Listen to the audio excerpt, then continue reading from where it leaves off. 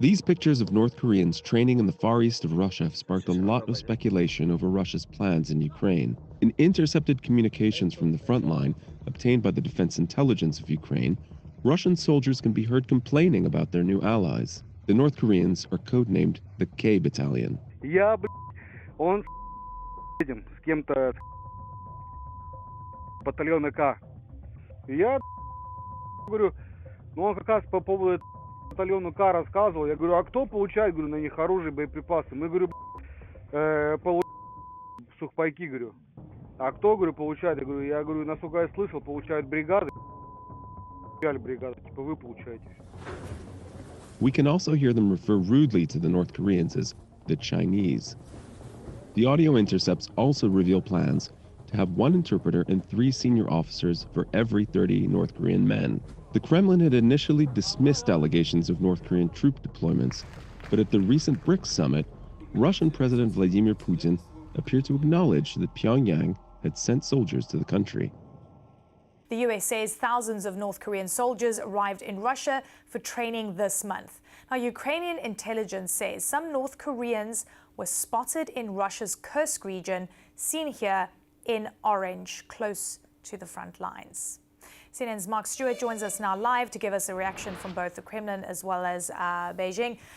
Really good to see you, Mark.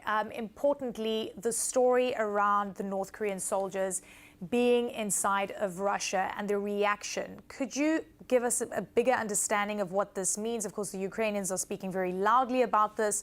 And of course, Russia has also had a big week in itself because of the BRICS summit. So there's been a lot of geopolitical conversations that have been on the go, as well as economic ones.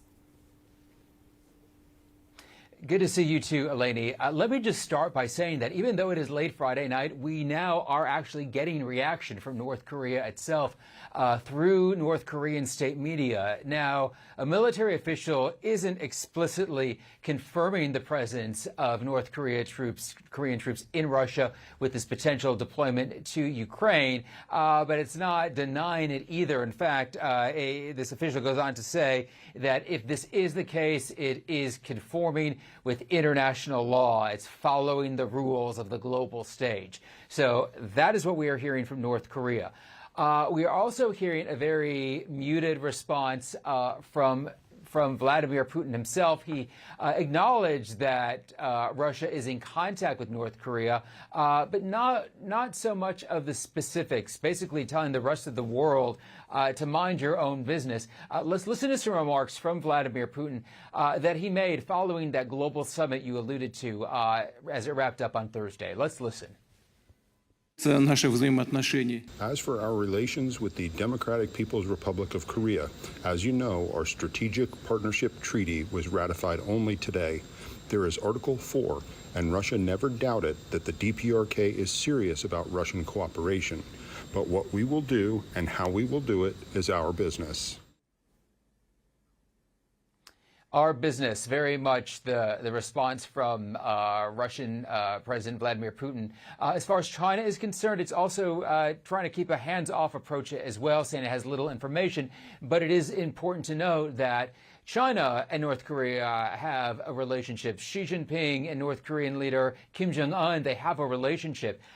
China helps North Korea economically and diplomatically. So China is certainly, to some extent, going to pay attention. But to get to the point that you made, Eleni, why does this all matter? Well, China, Iran, Russia, and many other nations all gathered in Russia over the last few days for a global conference.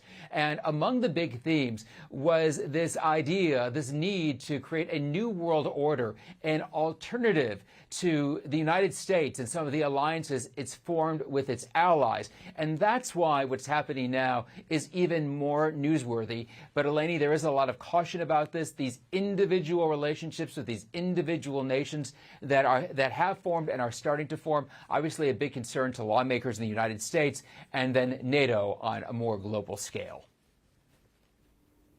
You know, and as you're saying this, Mark, we have this group photo, this family pic that was taken during the BRICS summit. And it was, of course, important because everyone's watching on to see, you know, what political and economic sway the BRICS will have at a global scale. So really good to have you on breaking this down for us, Mark Stewart in Beijing.